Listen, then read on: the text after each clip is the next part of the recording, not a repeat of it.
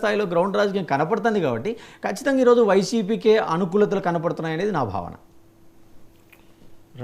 రజనీ గారు సార్, ఇందాక మనం పిఠాపురం గురించి చర్చించుకున్నప్పుడు రాకేష్ సోదరుడికి బీజేపీ వాళ్ళకు కూడా నేను ఒక విజ్ఞప్తి అండి. ఎందుకంటే ఈరోజు ఒక మా అధినాయకుడు ఎవరైతే జనసేన ఉన్నారో ఆ కార్యకర్తలు లక్షించిన ఓటు పక్కకు పోదు, కాస్త అసంతృప్తితో ఉంటారు టీడీపీ వారు.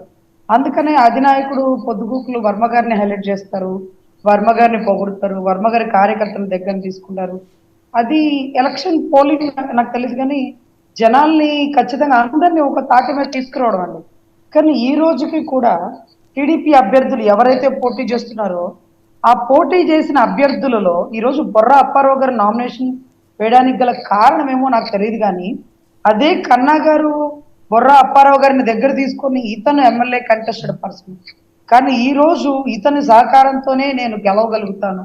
ఈరోజు బొర్రా అప్పారావు గారు నా పక్కన ఉంటే ఇటు కన్నా గారు కాపు కమ్యూనిటీ, బొర్రా అప్ప గారు కమ్మ కమ్యూనిటీ, ఇలాగా అన్ని కమ్యూనిటీలు ఓట్లు మాతో నిలబడతాయి అంటూ ఒక మాట చెప్పుంటే బాగుంటది. అక్కడ చెప్పలేదు. చాలా చోట్ల పోటీ చేసిన ప్రతి చోట 140 చోట్ల జనసేన వాళ్ళు పోటీ చేస్తారు, కాపు కమ్యూనిటీ కానీ ఇంకొకళ్ళు కానీ వాట్ ఎవర్ ఇట్ మే.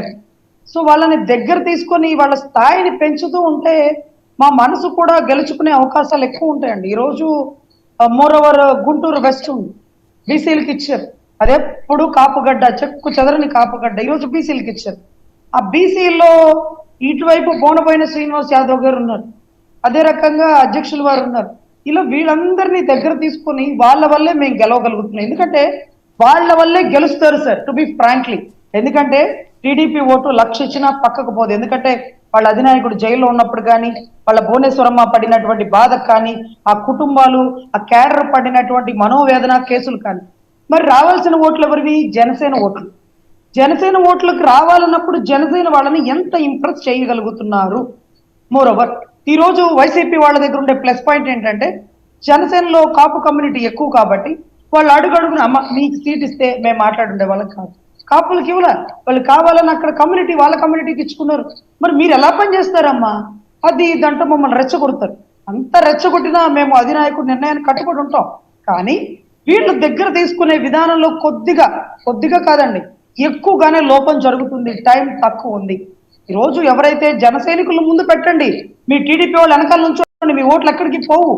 వాళ్ళు పొగిడితే పడిపోయే వాళ్ళండి. ఎందుకంటే మా అధినాయకుడు 2014 పనిచేసి పదవులు తీసుకోవాలి, 2019లో విడిగేళ్ళ మేము ఎక్కడ గెలిచింది లేదు.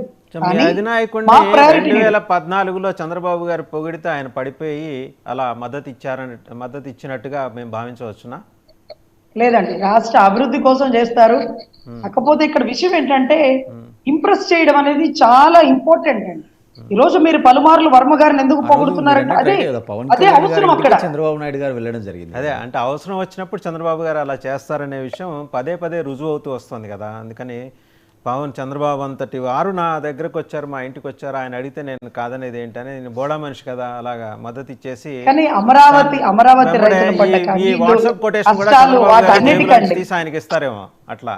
సార్, అమరావతి రైతులు పడ్డ కష్టాలు కన్నీటికి ఆయన ఓటు చీలకూడదని ఇప్పటి సభలో చెప్పారండి. అదే బాధపడనే భావన చంద్రబాబుకి వచ్చి ఆయనే 144 నుంచి 70కి తగ్గించుకొని మీకు ఒక 60-70 ఇచ్చుండొచ్చుగా.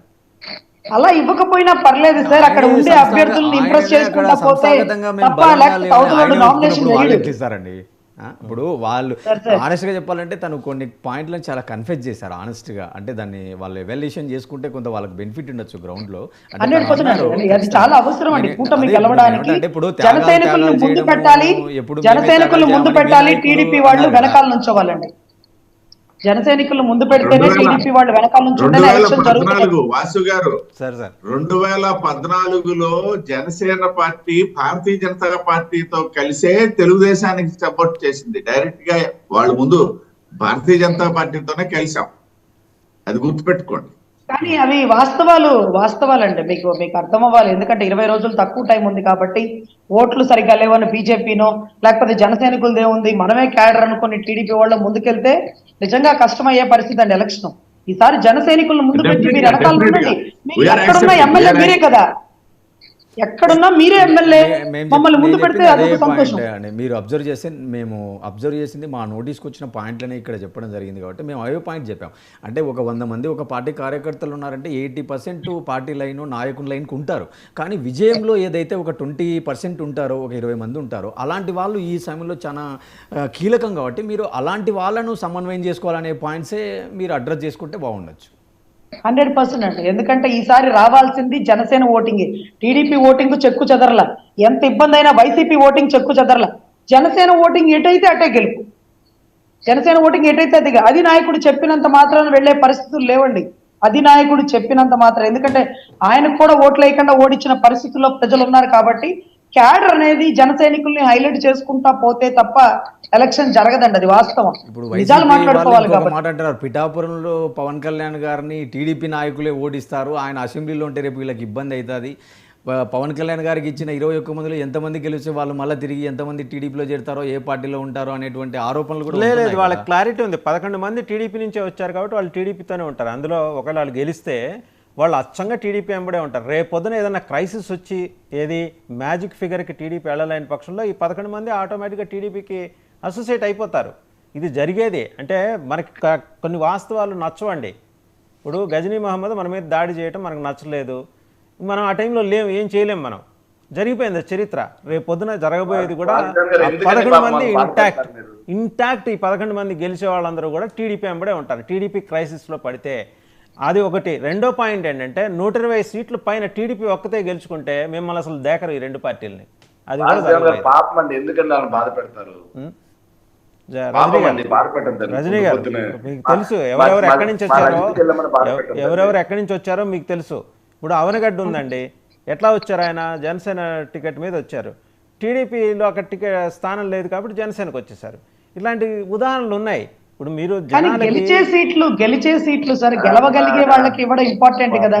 అది ఏ పార్టీ అయితేనేమి, కూటమిలో ఈ రోజు ఇష్టంగా వచ్చారా సైకలాజికల్ గా అలా ట్యూన్ చేస్తున్నది మీ హెడ్ క్వార్టర్స్. మిమ్మల్ని ఏంటంటే గెలిచే సీట్లు కదా మనం వాళ్ళకే ఇద్దాం, ఎక్కడికక్కడ మిమ్మల్ని సర్దుకుపోమని. గెలవగలిగే వాళ్ళకండి గెలిచే సీట్లు అని చెప్పట్లా.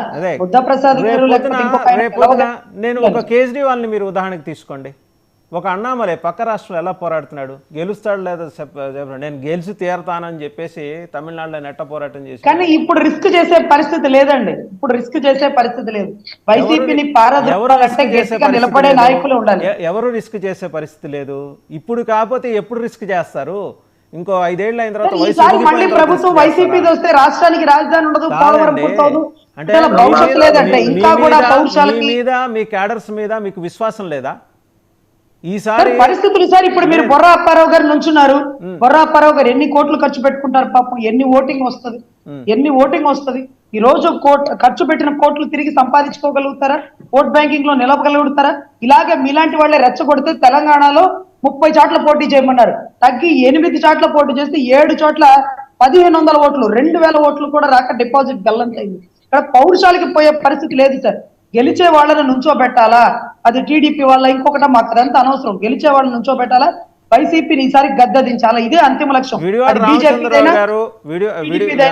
విడివాడ రామచంద్రరావు గారు, ఇంకొక ఆయన సూర్యచంద్రరావు గారు, జగ్గంపేట, వీళ్ళు గెలిచేవాళ్ళు కదా. పరిస్థితులు సార్, ఇప్పుడు గ్రాఫ్ ఉంటది. మీరు అలాగా వాళ్ళని తగ్గించడం వీళ్ళని పెంచడం కాదండి. పరిస్థితులను బట్టి బాగా గట్టి పోటీ ఇవి గెలవగలిగే వాళ్ళని డబ్బుల్ని కూడా తట్టుకోవాలి. పరిస్థితులు ఖచ్చితమైన అనివార్యతలు జనసేనకి మాత్రమే ఎందుకు వస్తున్నాయి?